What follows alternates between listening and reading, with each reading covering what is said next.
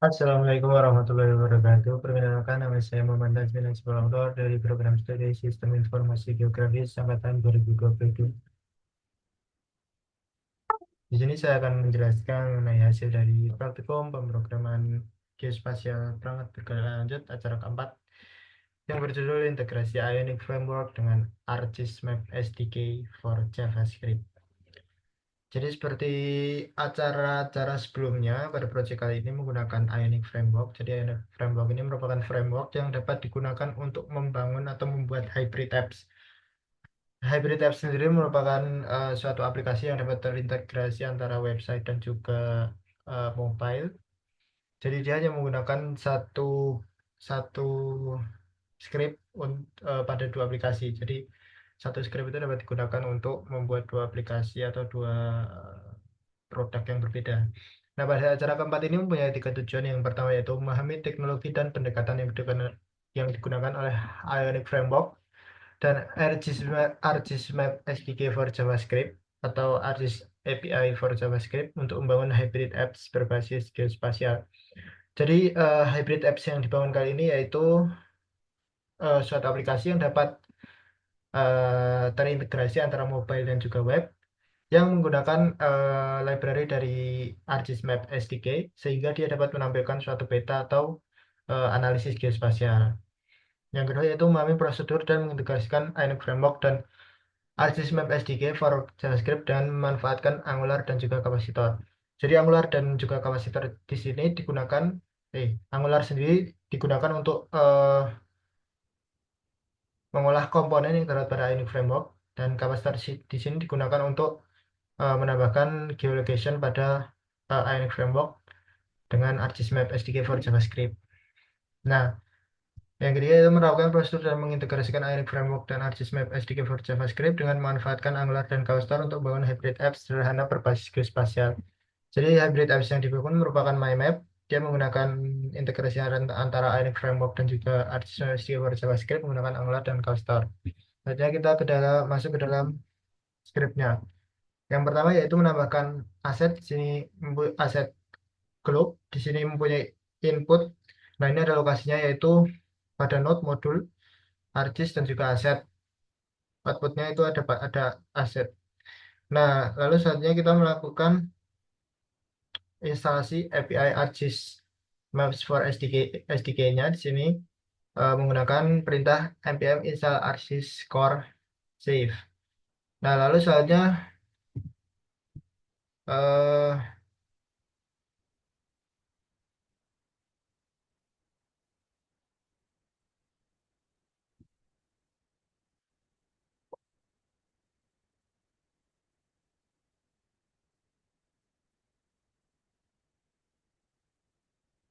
kita sudah menambahkan ini, lalu kita menambahkan ini.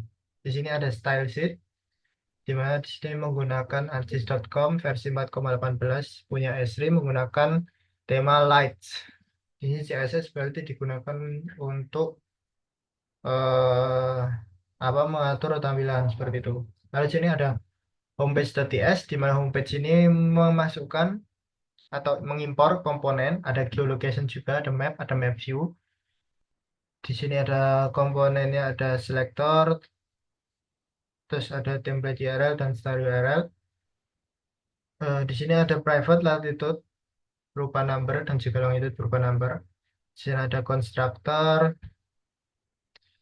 Lalu di sini digunakan untuk mengambil koordinat dari get current position. Jadi dia dapat mengambil koordinat pada lokasi kita terbaru. Di sini ada latitude, longitude. Di sini digunakan untuk menginisiasi petanya. Di sini menggunakan base mapnya yaitu topo vektor. Kita dapat menggunakan base map lainnya, tinggal diganti saja. Terus di sini ada constant view, ada di sini untuk mengatur map view. Nah, di sini zoomnya bisa diatur 14 atau berapa terserah. Terus ada di sini ada eh, untuk menambahkan marker.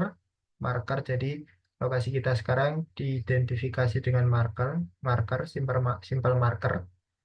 Terus ada point grafik. Dan ini digunakan untuk menambahkan marker ke dalam peta. Selanjutnya di sini ada pengaturan CSS-nya. Seperti itu.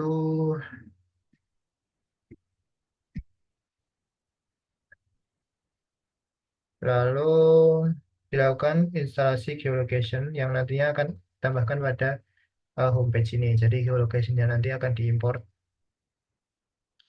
eh,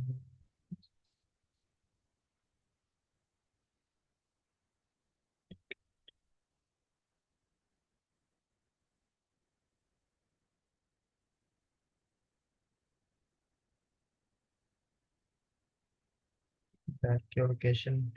Ini kita melakukan instalasi geolocation pada terminal. Nah, selanjutnya hasilnya bisa dilihat dari sini. Di sini ada simple map. Di sini tuh kemudian melakukan.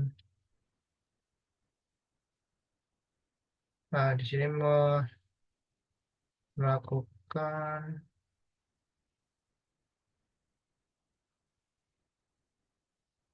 Nah, di sini ada juga melakukan pengaturan untuk homepage-nya.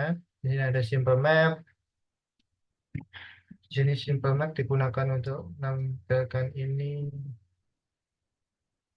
Terus ada di sini ada pengaturan untuk icon, ionic content, ionic header, ionic toolbar, dan lain sebagainya.